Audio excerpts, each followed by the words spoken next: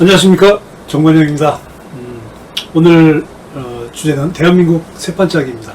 대한민국 세판짜기 정치개혁을 주제로 했어요. 정치개혁, 더불어민주당과 자유한국당이 몰락해야 하는 이유, 제목 이렇게 제가 써봤습니다.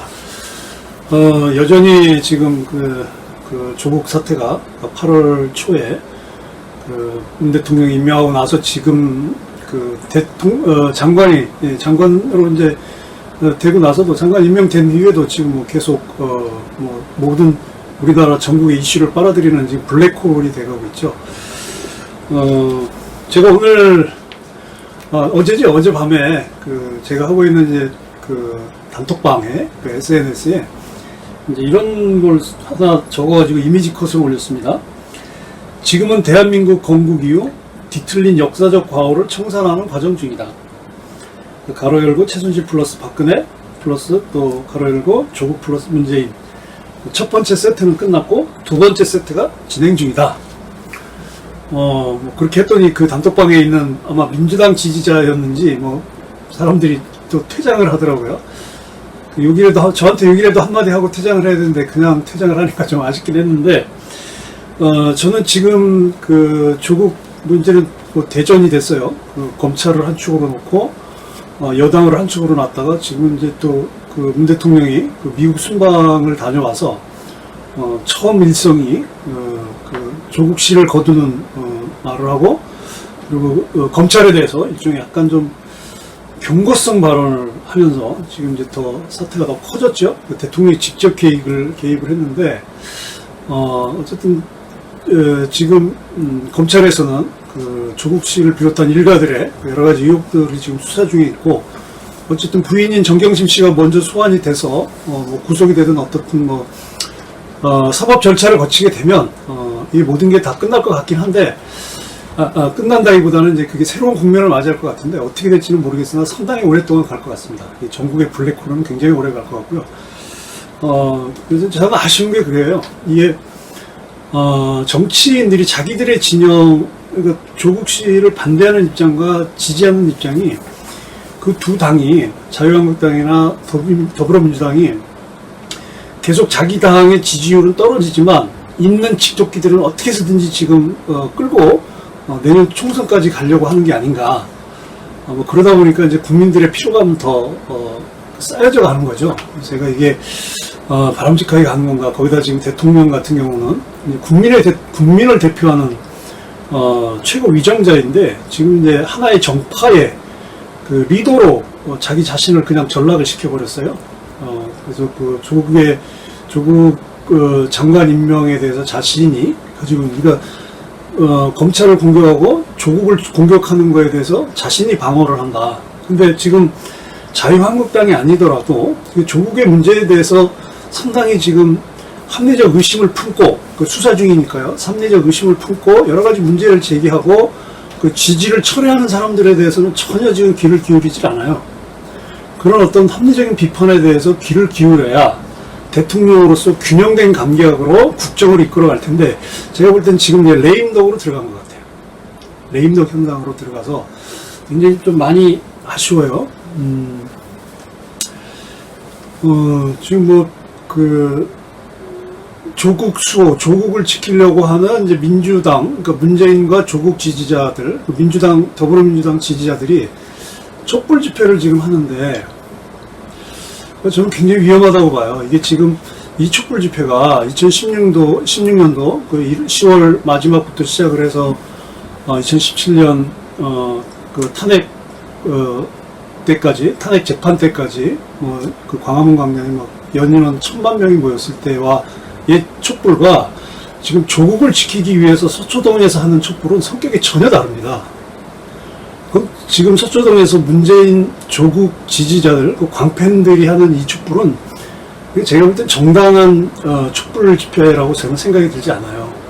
그러니까 조국이라는 개인에 대한 선호도, 조국에 대해서, 조국이라는 인물에 대해서 마치 연예인들을 자기가 좋아하는 연예인들이 있으면 그 연예인들한테 그냥 막 빠져들듯이 지금 이런 현상이에요. 그러나 2016년, 17년도에 광화문에서 있었던 최순실 박근혜 국정농단 사태에 대한 국민들의 저항은 국가에 대한 문제였거든요. 개인에 대한 문제. 그러니까 박근혜나 최순실에 대한 1차적인 어떤 개인적인 감정보다는 국가에 대해서 다시 생각해보게 하는 행위였는데, 이거는 지금 조국 사태는 국가와는 상관없이 오로지 정권과 조국이라는 개인에 대한 지지, 이 팬덤이라고 그러죠. 아주 종교적인 광신에 이르는 그와 유사한 어떤 팬덤 형상으로 나타나서 이건 지금 올바른 촛불이 아니다. 이 초가 있습니다.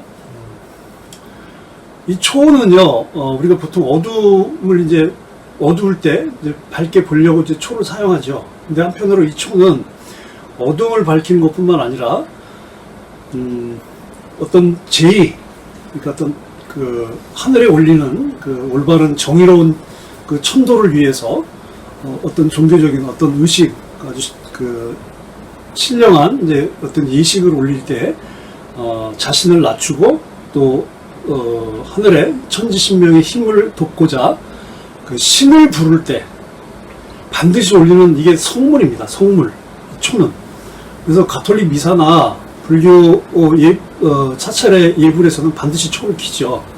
그리고 제사 때도 마찬가지고. 그래서 이 초는 굉장히 신성한 예물이에요. 그러니까 초를 켜고 초 앞에서 어떤 제의를 올리는 것은 내가 가장 세상에서 순수하고 솔직하고 깨끗하다고 하는 것은 신 앞에 보이는 거거든요. 그래서 이 초가 가지고 있는 의미는 굉장히 큰 의미가 있어요. 근데 이 초를 올바르지 않은 일에 이 초를 켜고 사용을 하면 오히려 그 초로 인해서 그 사람에게 화로 돼서 돌아옵니다. 저도 기도하고 명상할 때 이 초를 켜요. 그리고 이 초를 켜는 순간 한없이 제 자신이 낮춰질 수밖에 없어요. 근데 지금 서초동에서 하는 이 조국 지키기 촛불은 제가 볼 때는 이거는 촛불이 가지고 있는 신성함을 모독시킨 겁니다. 어떤 결과를 가져오냐? 지금 제가 아까 읽어드렸던 조국 플러스 문재인, 이 두 사람에게 화가 갑니다. 화가 미칠 거예요. 제가 올 4월에 저하고 친한 이제 지인들 같이 공부를 하는 모임이 있는데, 그 모임에서 운영하는 텔레그램 방도 있고 또 오프라인으로서 만나서 이야기했을 때 무슨 얘기를 했냐면, 문재인 대통령은 하는 일마다 안 되고, 그리고 지금 하고 있는 일도 되는 일이 없을 거다.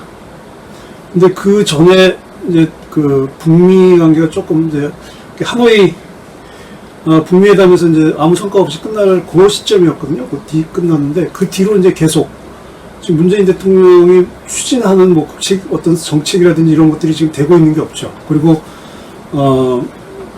그 대통령으로 선출되고 나서 추진해왔던 정책, 예를 들면 뭐 소득주도 성장 정책이나 아니면 최저임금 인상이라든지 이런 부분들이 지금 전혀 효과를 받지 못하고 있거든요. 근데 사실 정책적 실패죠. 근데 문제는 앞으로 더 심하다는 거죠. 국내 정책 문제뿐만 아니라 외교 관계, 그리고 안보, 이 여러 가지 문제에 있어서 문재인 대통령이 본인의 뜻대로 전혀 이루어지지 않는 상태로 간다는 얘기죠. 근데 지금 이렇게 계속 서초동에서 촛불을 들고 조국 플러스 문재인 지지를 외치면 이게 조국 씨 개인에게는 뭐 불행한 일로 다가겠지만 문재인 대통령에게도 화가 난다는 얘기입니다. 그 화는 아마 주변 사람들이, 주변의 가신들이 떨어져 나갈 거예요. 마치 나무에서 잎사귀가 떨어지듯이. 그래서 그 잎사귀가 떨어진 그 나무의 가지가 앙상하게 남듯이 문재인 대통령도 아마 그렇게 될 겁니다. 그래서 어쩌면 임기를 못 마치는 대통령이 될 수도 있어요. 최악의 경우. 그래서 이런 불행한 운명, 본인이 책을 쓴 것처럼 본인이 대통령이 안 됐으면은 그냥 평범한 한 시민으로서 뭐 아주 좋은 여유 있는 그냥 한 평범한 자연인으로서의 삶을 살아갈 수 있었을 텐데, 대통령의 길로 들어서면서 자신의 동료이자 친구였던 고 노무현 대통령의 업보를 뒤집어 쓰게 됐죠. 그래서 그 노무현의 업보를 지금 뒤집어 쓰고 가는데 문재인 대통령 본인이 그 업을 감당할 수 있을 만큼의 강한 심성이 아니라는 거예요. 여기서부터 문제가 되는 거죠. 그런데다가 지금 일이 계속 꼬이면서 이렇게 지금 여러 가지 이 정치적인 상황이 본인에게 더 힘들게 작용하게 되면 결국 문재인 대통령은 임기도 채우지 못하고 내려오는 대통령이 될 수도 있어요. 저는 문재인 씨나 조국 두 사람에 대해서 전혀 감정이 없습니다. 이건 어떤 저주도 아니고요. 그리고 나는 두 사람을 만난 적도 없고 개인적으로 알지도 못해요. 그리고 호불호도 없습니다. 두 사람에 대해서. 단지 내가 특히 문재인 대통령에 대해서는 내가 본 그 사람의 미래에 대해서 이야기를 해주는 것 뿐이에요. 근데 이 이야기를 사실 할까 말까 굉장히 고민을 하다가 지금 얘기가 나오면서 했는데 문재인 대통령의 미래의 일뿐만 아니라 제가 이전에도 여러 가지 국가에 관한 일들에 대해서 미리 예견해서 그 일이 그렇게 이루어진 게 굉장히 많고 주변에 제 증인들이 또 많이 있어요. 또 그건 제가 비공개적으로 저와 가까운 사람들에게 좀 큰 국가적인 어떤 일에 대해서 미래에 일어날 일들, 뭐 보통 이제 예지라고 그러죠. 예지력. 그 예지력에 기반해서 제가 본 것들, 뭐 이런 것들을 이제 이야기를 했고, 또 이제 그대로 실제로 일어난 일들이 굉장히 많았어요.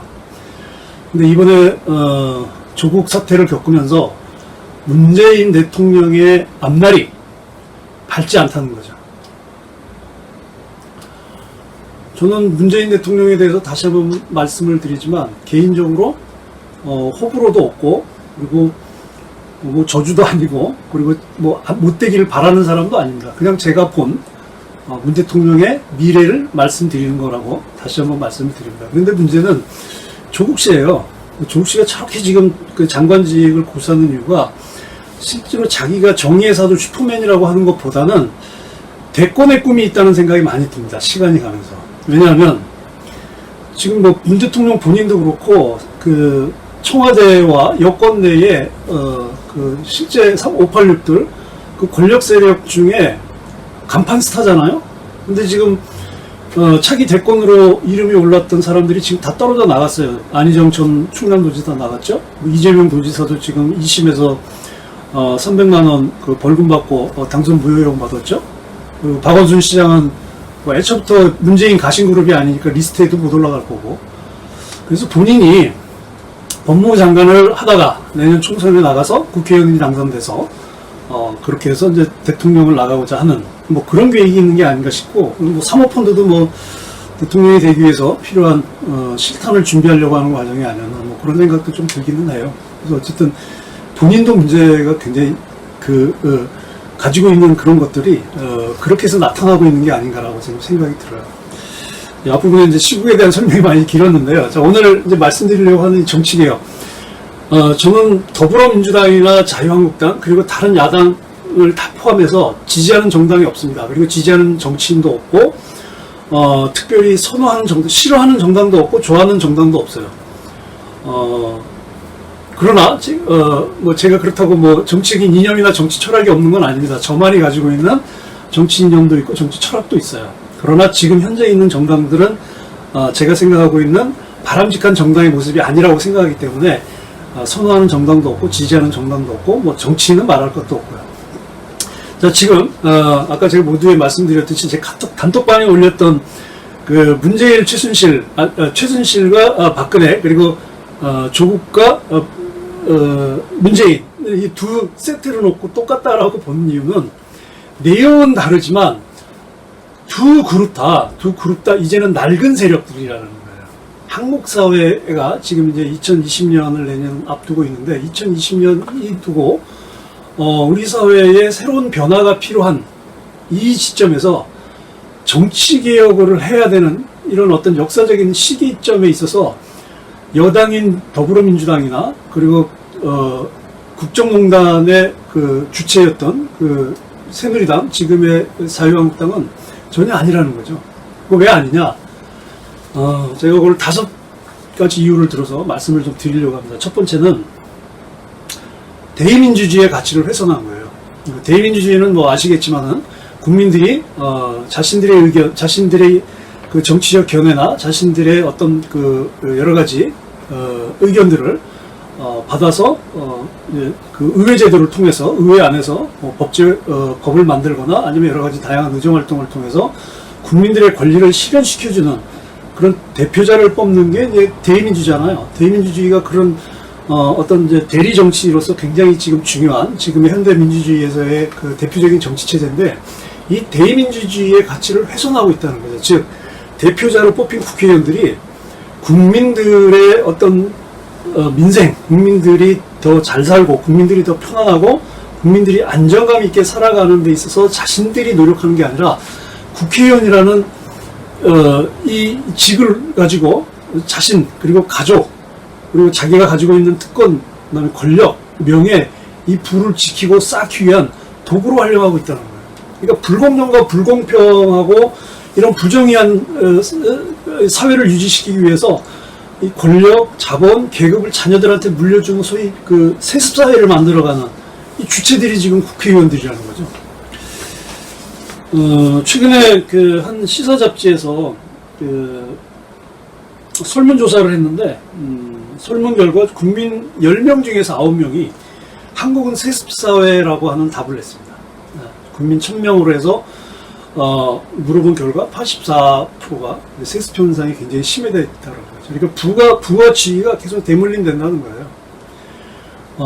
근데 이 세습 현상이 심화된 것이 요즘에 또 최근에 이제 교인이 110만 명이라고 하는 그 명성교회 지금 이미 세습이 됐죠. 그 세습을 이제 정당화 시켜주는 이제 총회도 있었는데 지금 뭐 재계나 뭐 학계, 종교계, 뭐 법조계, 언론계에서의 이 세습 현상이 굉장히 심해지고 있어요.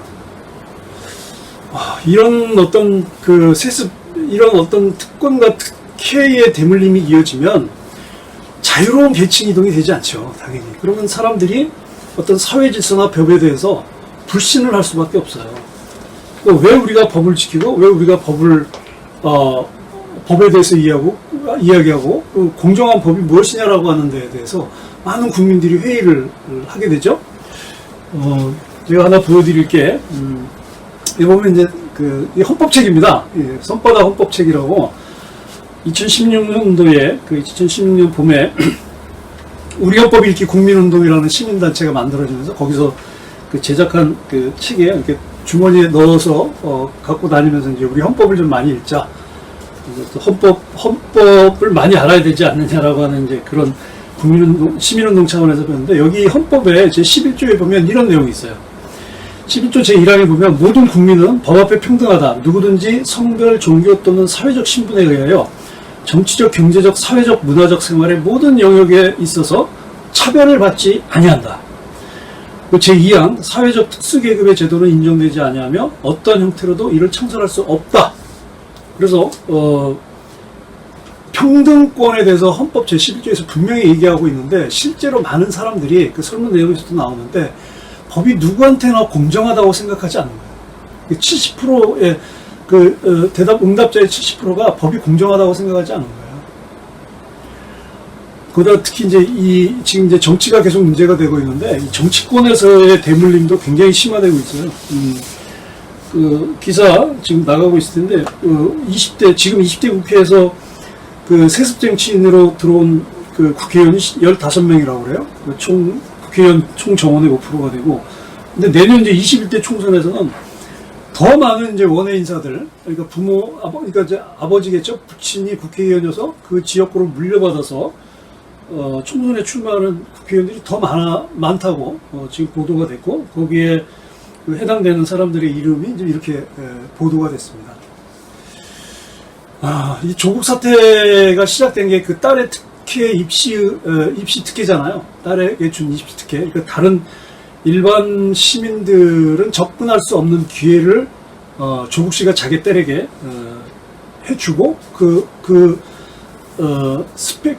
통해서 이제 스펙을 쌓아서 좀 더 나은, 좀 더 좋은, 더 유리한 그런 입시에서의 어떤 조건을 채우는데 애썼다는 거고, 이제 그게 이제 문제가 된 건데, 지금 이제 교육이라고 하는 것이 좀 건강한 사회 구성원이 되기 위해서 뭐 그 사회의 문화나 지식이나 규범을 배우는, 익혀가는 그런 어떤 사회화 과정이 아니라 완전 뭐 기득권층들이 기득권을 유지하고 세습하기 위한 수단으로 전락을 해버린 거예요.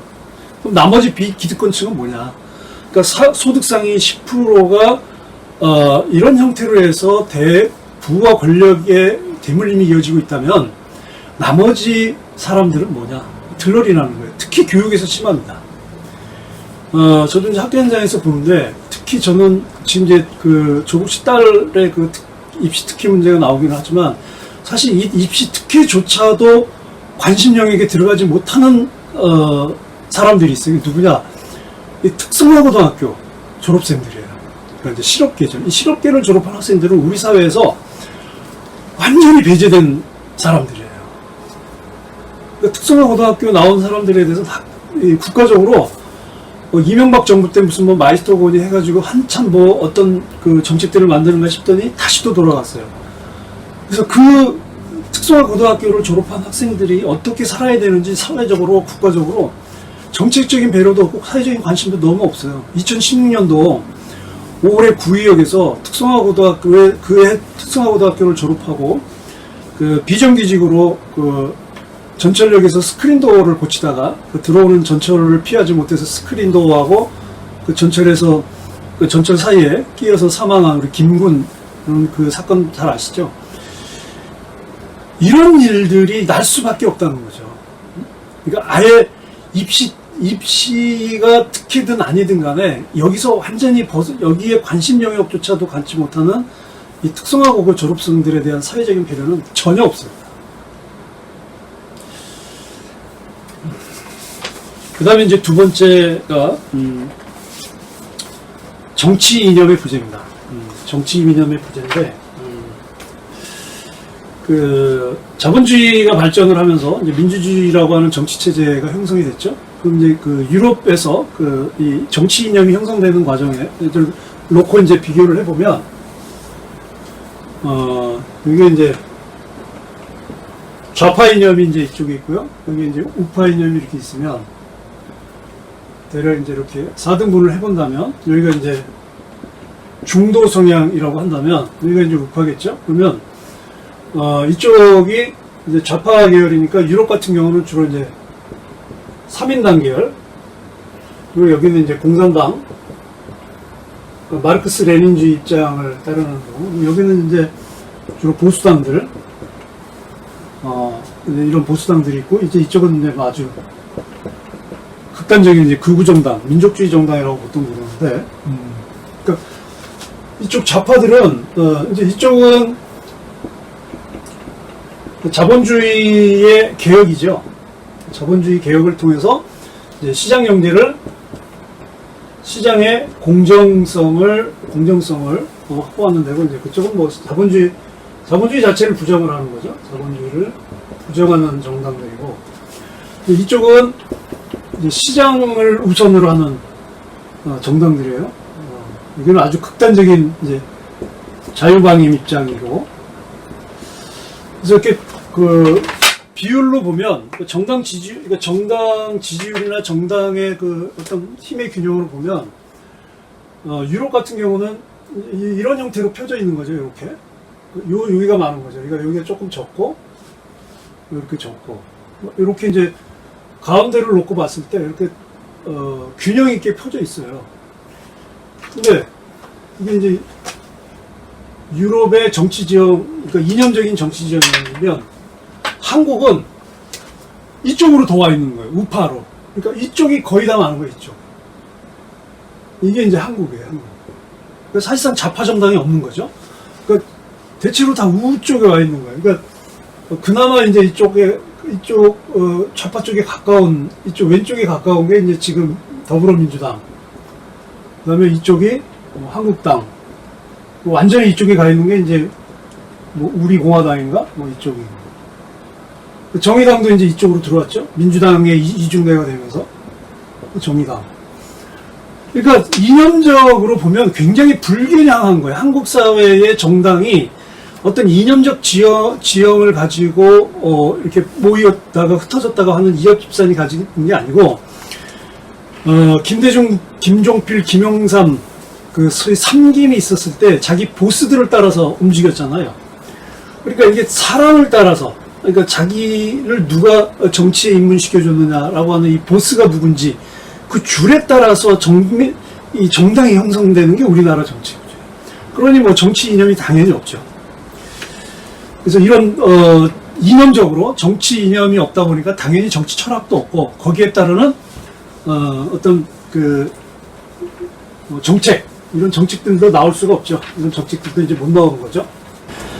네, 세 번째는 진영 논리로 편가르기. 이 정치 이념도 없고 정치 철학도 없다 보니까 추구하는 가치도 없는 거예요. 한국의 정당들, 특히 이제 이 더불어민주당이나 자유한국당. 사실 자유한국당은 2017년 그 박근혜 전 대통령의 탄핵과 함께 이미 정치적인 사형 선고를 받은 정당이죠. 근데 국회의원 임기가 내년까지이다 보니까 2020년 4월 15일에 국회의원 선거가 있다 보니까 국회의원들이 지금 임기를 유지하기 때문에 지금 정당이 유지되는 거지, 실제로는 이미 정치적으로 사형 선고 받고 뭐 청와대 국민청원에 자유한국당 해산을 요청하는 국민청원이 뭐 130만 명까지 가지 않았습니까? 물론 이제 더불어민주당도 뭐 28만 명 정도 서명을 했었고요. 어쨌든 자유한국당 같은 경우는 이미 시대적으로 낡은 정당이, 사실 없어져야 될 정당이라고 저는 봐요. 근데 지금 내년이 총선이니까 이제 국회의원들이 임기를 유지하고 있는 거고. 근데 이 두 정당이 정치 이념도 없고 거기에 따른 철학도 없고 그러다 보니 추구하는 가치도 당연히 없는 상황에서 지금 이 조국 사태라고 하는 지금 이 현상이 나타나면서 완전히 더 갈라져 버린 거예요. 그러니까 이제 자기 진영의 논리대로 내 편은 다 옳고 상대편 편은 다 틀린 거예요. 그리고 내 편을 옹호하는 사람들은 다 선이고 내 편을 비난하거나 내 편을 공격하는 사람들은 다 악이야.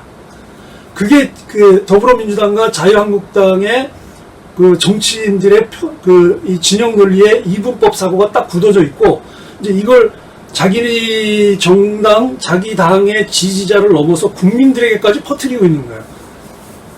근데 너무 아쉬운 건 대통령도 여기에 같이 부안해동한다는 거예요. 국민의 대통령이면 이런 시국에서는 좀 더 본인이 인사권자로서 냉정하게 생각하고 판단을 해야지, 이게 지금 어떤 사태가 불러올지도 모르는 상황에서 어떤 특정 정당 또는 어떤 특정 정파의 입장만 자꾸 대통령의 입장에서 이렇게 이끌어가다 보면 이거 정말 힘들어지는 거고, 국민들을 더 분열시키는 거예요. 그러니까 결국 진영 논리로 편가르는 데 있어서 대통령도 뛰어드는 거 아니에요, 지금. 이제 막 하는 거지, 이제. 막 하는 겁니다. 그 다음에 이제 네 번째가, 과거 프레임에 매몰된 거예요. 과거 프레임에 매몰된, 그 두 정당들입니다. 그래서 특히 이제, 자유한국당 같은 경우는 이제 그 뿌리가 이제 공화당이잖아요. 박정희 정부 때 공화당까지 쭉 올라가고, 공화당은 이제, 일제강점기 때 그 친일파들로 구성돼서 시작된, 그런 어떤, 역사를 가지고 있는 정당이고, 이후에 이제 개발 독재와 이제 군부 독재 시기를 거치면서 그 기득권층을 견고하게 유지해왔던 정당이죠. 지금 이제 자유한국당. 그래서 이 자유한국당의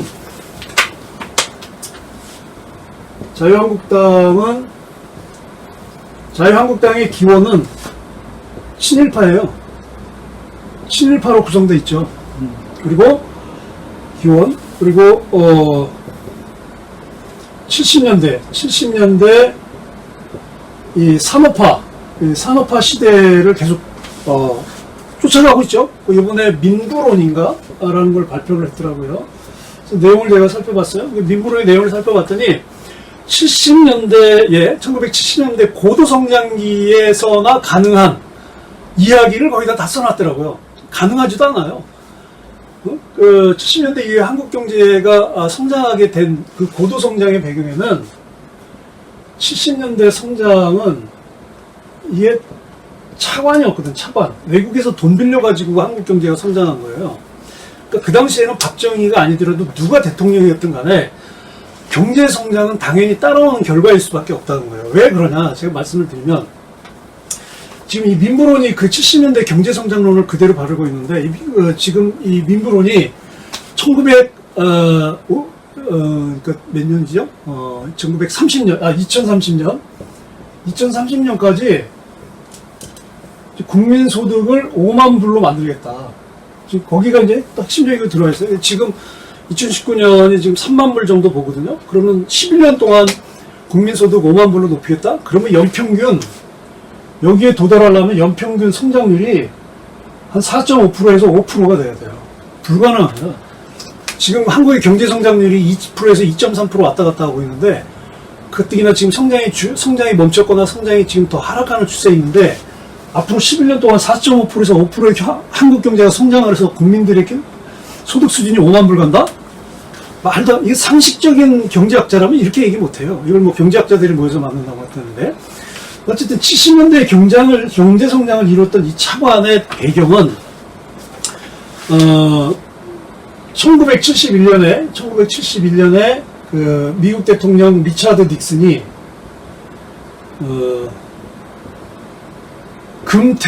금태환제를 폐지합니다. 이 금태환제가 잘 보이시나 모르겠는데 다시 쓰겠습니다. 금본위제나 금태환제는 뭐냐면 1944년에 그 미국의 브레튼 우주라고 하는 도시에 모여서, 그러니까 2차 세계대전 끝나기 전이죠. 브레튼 우주라는 그 도시에 모여서 어떤 결의를 하냐면, 달러를 세계 무역, 그러니까 결제 통화로 만드는, 이제 기축 통화로 만드는 결정을 해요. 이제 기축 통화를 만들면서, 달러의 그 교환 가치를 얼마에 맞추기로 했냐면은, 2론스에 35달러. 2론스에 35달러로 맞추기로 하고, 이제 기축통화제가 들어온 거예요. 그러니까, 닉슨이 71년도에 이 금태환제를 폐지하기 전까지는 이 달러에 맞춰서, 이 교환이 된 거예요. 그런데 닉슨이 이 금태환제를 폐지하면서 어떤 결과가 났냐면, 이제는 미국의 연방은행이, 그 FRB는 이제 민간은행이거든요. 국제은행이지만 민간은행이에요. 이 민간은행인 FRB가 금태환제를 폐지해버리니까 현재 미국에서 보유하고 있는 금의 가치만큼 통화를 발행해야 되는데, 이게 이제 1대1 태환제가 없어졌으니까 금의 보유와 상관없이 막 달러를 찍어내기 시작한 거예요. 그러니까 세계 시장이 막 달러가 넘쳐난 거죠. 거기다가 71년도에 오일 쇼크가 있었어요. 소위 이제 석유 파동이 일어났죠. 그러면서 이 석유값이 엄청 올라갔어요. 그러니까 유가가 상승하면서 그 석유업 산유국들이 그 벌어들인 돈, 그러니까 유가 상승으로 인해서 벌어들인 돈이 미국의 은행으로 다 들어온 거예요. 그러니까 미국의 은행들은, 연방은행부터 시작해서 미국의 은행들은 이 넘쳐나는 돈을 어떻게 하지 못하니까 이 돈을 가지고 이자를 받아서 불려야 되잖아요. 그래서 돈을 빌려줘야 될 것을 찾았는데, 그게 어디냐? 소위 신흥개발국들이에요. 이 신흥개발국들에게 차관을 제공한 거예요. 그게 이제 우리 한국을 비롯해서 뭐 싱가포르, 대만, 이제 이런 나라들한테 벌려준 거예요. 그러니까 그때 우리나라도 돈을 빌린 거예요. 1971년부터 시작해서 70년대, 80년대, 90년대까지 계속 주로 이제 미국에서 들어오는 이 차관으로 경제가 성장이 된 거예요. 그러니까 그러니까 돈을 빌려서 성장을 한 거예요. 돈을 빌려서. 그러니까 그렇게 해서 가능했고, 또 이제, 또 무조건 빚만 해서 성장한 게 아니라, 그 당시 70년대, 80년대는 세계 경제가 또 국제 수요가 굉장히 확장일로에 있었기 때문에, 우리나라 같이 이제 신흥산업국들이 제조업, 그러니까 소위 이제 그 노동력이 많이 필요로 하는 경공업이라든지 이런 부분들이 굉장히 많이 이제 그 소비가 되고 있었던 당시였기 때문에, 경공업 중심이었던 그 당시에 우리나라 산업 발전이 굉장히 높아졌었던 거죠. 그러니 뭐 일자리도 많아지고 소득도 빨리빨리 늘어날 수 있었던 거예요. 그런데 지금은 그런 시대가 아니라는 거예요. 이미 그 시대는 40년 전에 끝났어요. 근데 지금 자유한국당에서 뭐 고도성장에 뭐 국민 소득을 뭐 5만 불로 만든다고 하는 이 꿈같은 이 계획을 지금 민부론이라는 이름으로 발표를 했는데, 이게 이제 포퓰리즘이라는 거예요. 그러니까 이루어지지도 못할 정책을 표를 얻기 위해서, 내년 총선에서 표 얻기 위해서 하려고 하는 거예요. 또 민주당은 어떻습니까? 더불어민주당의 지금 그 주축 세력들이 1980년대 초반부터 1987년 10월 6월 항쟁까지 그 민주화 운동에 참여했던 대부분 학생운동 출신들이잖아요. 이들이 이제 1987년도에 6월 항쟁을 통해서 이제 대통령 직선제라는 소위 이제 대의민주주의, 그러니까 절차적 민주주의를 확보하면서 이제 그 절차적 민주주의 안에 들어가서 90년대를 거치고 2000년대를 거치면서 지금 이제 완전히 기득권으로 자리를 잡았죠. 그러니까 기득권의 권력 세력으로 자신들의 포지션이 딱 굳은 상태에서는 안 바뀌는 거예요. 안 놓는 거지. 자기들의 기득권을 안 놓는 거예요. 그러니까 자기들이 그 만들어 놓은 87년 체제를 통해서 얻는 특혜와 특권들이 너무 크기 때문에 그것 때문에 기회를 뺏기는 20대, 30대들에 대해서는 전혀 배려하지 않는 거예요. 그러니까 70년대 프레임에 빠져 있는 자유한국당이나 1980년대, 70년대 산업화에 빠져 있는 자유한국당이나 80년대 87년 체제죠. 87년 체제에 갇혀있는 586 세대들은 이제 한국 정치에서 떠나야 됩니다. 그게 답이에요. 떠나지 않으면 한국 사회 발전이 없습니다. 그래서 제가 아까 처음에 말씀드렸던 가로 열고 최순실과 박근혜, 또 가로 열고 조국과 문재인이 하나라다. 물론 두 세트가 전혀 다른 성격의 세트이긴 하지만 이미 이제 지금 시대로 보면 낡은 세력이라는 거예요. 낡은 세력.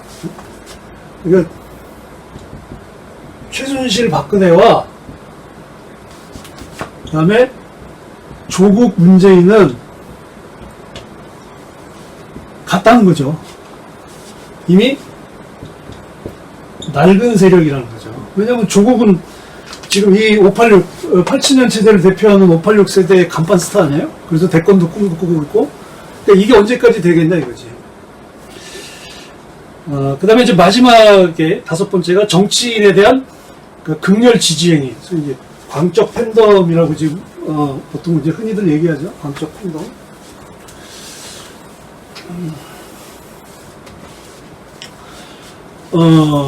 뭐 조국 씨에 대한 건 뭐 아까 제가 말씀드렸었고, 조금 수준을 낮춰서 경기도의 얘기를 한번 해볼까요? 경기도지사가 이재명입니다. 이재명 지사가 지금 9월 초죠. 수원 고등법원에서 2심에서 상고심에서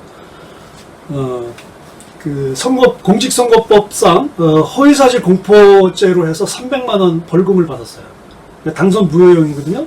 근데 본인은 이제 억울하다고 지금 항고를 했는데 대법원에 물론 이제 검찰도 했죠. 그래서 이제 그 대법원 선고만 지금 남았는데 지금 뭐 그건 뭐 제가 뭐라고 할 얘기는 아닌 것 같겠지만 어쨌든 지금 현재는 이제 대통령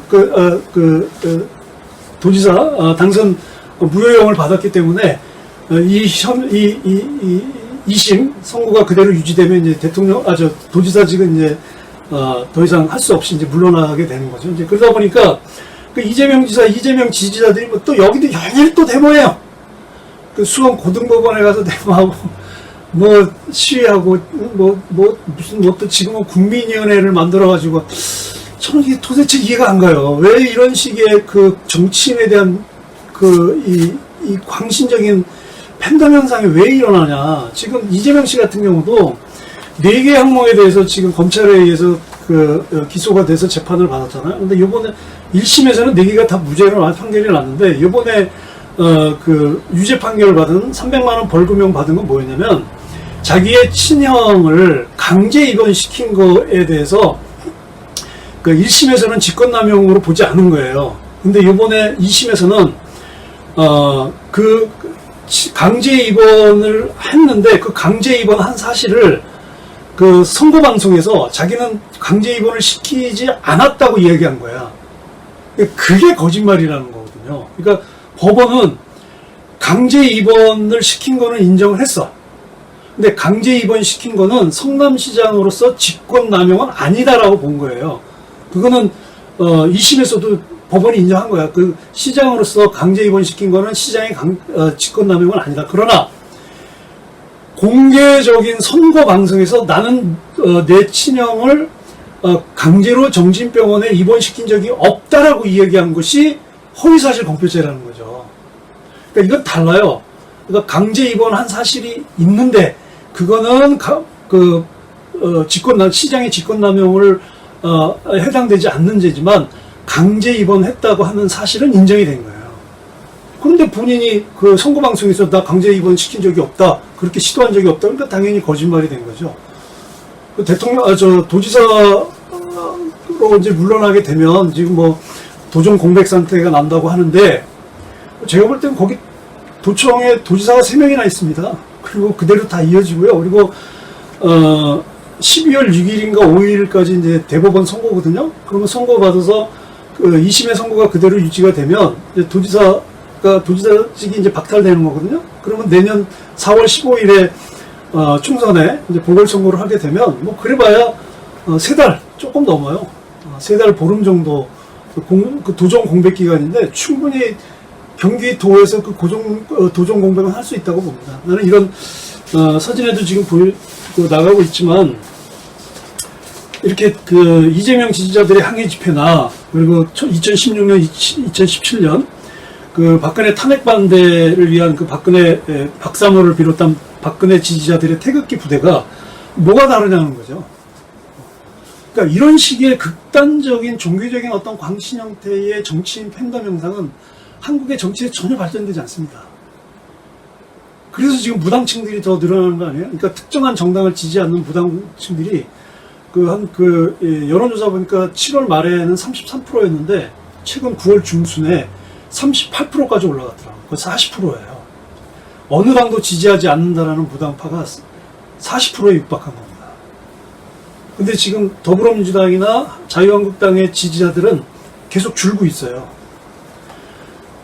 자, 내년에 정치 지형이 어떻게 변할지 모르겠으나 어쨌든 이 두 거대 정당, 두 거대 야당과 정당이 한국 사회의 발전을 가로막는 건 분명합니다.